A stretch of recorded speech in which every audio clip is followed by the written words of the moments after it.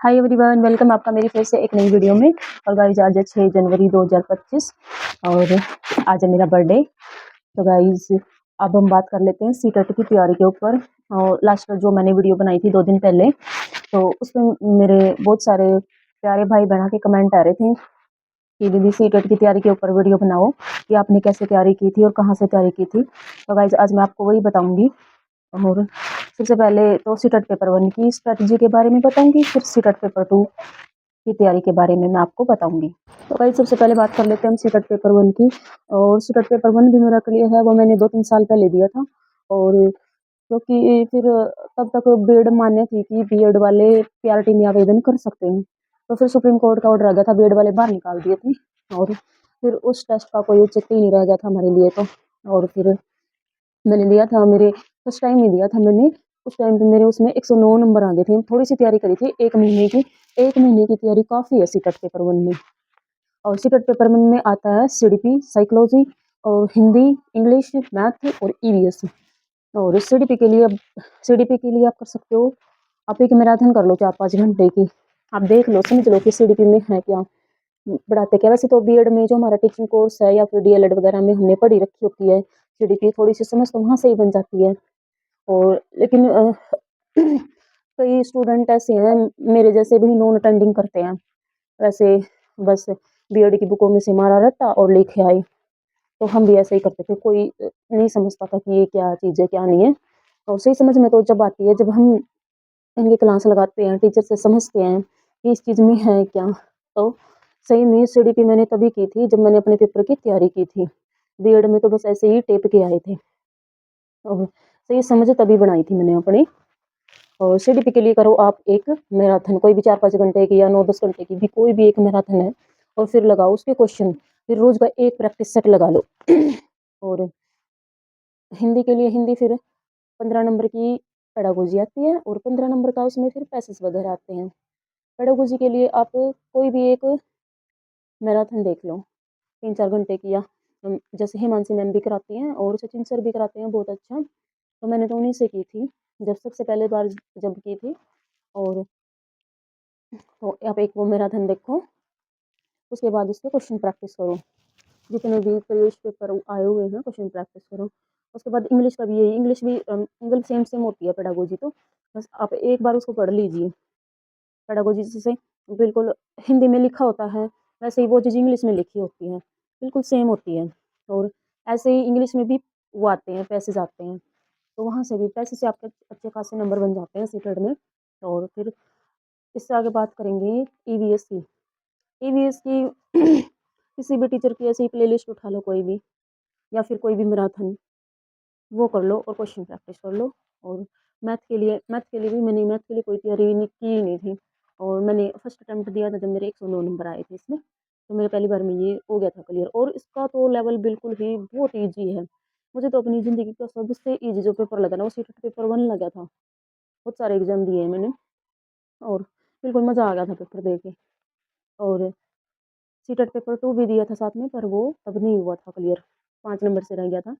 और फिर second attempt फिर दिया। सीटेट पेपर 2 की तैयारी में मेहनत लगती है गाइस। सीटेट पेपर 2 2 महीने की तैयारी में हो जाएगा क्लियर। और फिर थर्ड अटेम्प्ट में मेरा क्लियर हुआ है, वो भी मतलब हो तो पहले भी जाता, मेरी कुछ गलतियाँ थी, मैं ही नहीं पढ़ी थी। और उसी कारण से वो रह जा रहा था 1-2 नंबर से, 1-2 नंबर से। और तो मैं अपनी बताऊँगी कि मैंने कैसे तैयारी की थी। मैंने तो इसकी मतलब डेढ़ डेढ़ महीना पहले ही क्लास लेनी शुरू करी थी। और मैंने एक साइंस मैथ के लिए मैंने एक यूट्यूब पे प्यूपिल टीचर के नाम से चैनल है मैडम का, मैडम बहुत अच्छा कराती है, मैंने तो सिर्फ उसी को फॉलो किया था। मैथ साइंस के लिए आप सिर्फ उसी को फॉलो कर लो। और सोशल साइंस का भी देखो, मेरा सोशल साइंस मेरा सब्जेक्ट नहीं है, सोशल साइंस मैंने कभी सर्च करके नहीं देखा, तो उसका मुझे पता नहीं है। और साइंस मैथ का मुझे पता है। जगह जगह भटकने से अच्छा है ना गाइस, सबसे अच्छा चैनल है ये प्यूपिल टीचर का, मैडम का। और मैंने तो खैर नोट्स भी मँगाए थे, पर नोट्स मँगा लिए थे, पढ़े ही नहीं। वो मतलब थोड़े बहुत पढ़े थे, थोड़ी-थोड़ी पढ़ी थी। मैं क्वेश्चन प्रैक्टिस नहीं की है मैंने इसमें से, यूट्यूब से ही किए थे क्वेश्चन प्रैक्टिस। क्योंकि मेरी तबीयत बहुत ज़्यादा ख़राब हो गई थी सुपर के पेपर से 4-5 दिन पहले। और नोट्स बहुत जल्दी पढ़े जाते हैं। एक वीडियो तो मतलब जितने टाइम की होती है उतने टाइम में दिख जाएगी। और नोट्स जब आप पढ़ने बैठते हो ना बहुत जल्दी मतलब पढ़े जाते हैं नोट्स। तो गाइज अब मैम मतलब सही रेट में देती है। मेरे ये नोट्स आ गए थे पूरे सीटेट पेपर 2 के।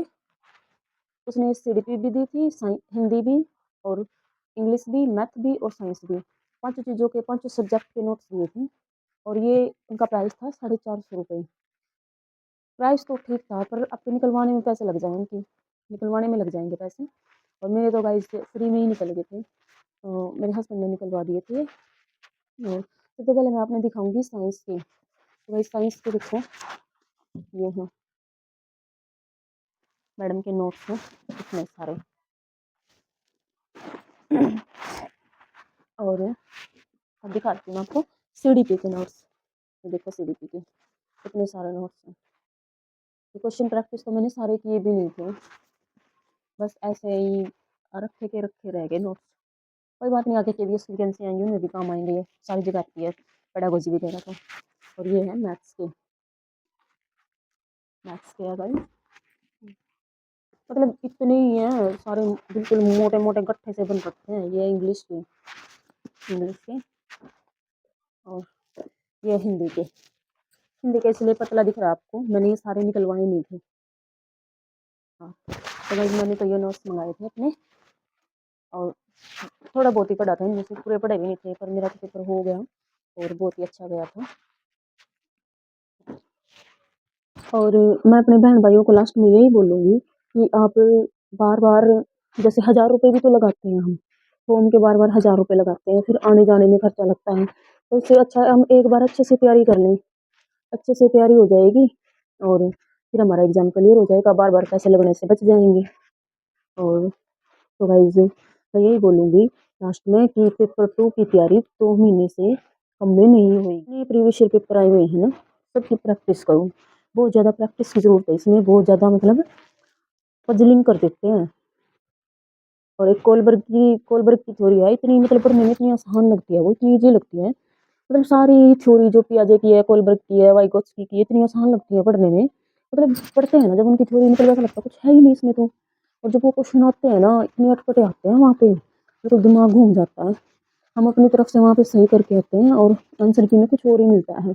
वैसे आंसर की में बहुत सारी गड़बड़ियाँ थी और इतने नंबर की गड़बड़ियाँ नहीं होनी चाहिए। तो बच्चे बार बार परेशान होते हैं, बार बार पैसे लगते हैं। और गाइज मैं कर रही हूँ अभी अपनी एसटीजीटी मैथ एग्जाम की तैयारी। और क्या पता जो आप मुझे देख रहे हैं आप में से भी कोई कर रहा होगा, और उम्मीद करती हूँ कि आपकी तैयारी भी अच्छी चल रही होगी। मेरी भी ठीक तैयारी चल रही है गाइस।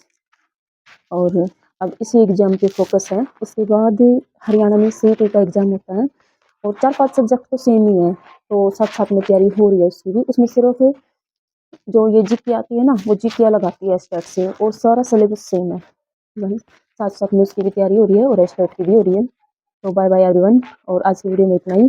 मिलते हैं नेक्स्ट वीडियो में। Bye bye.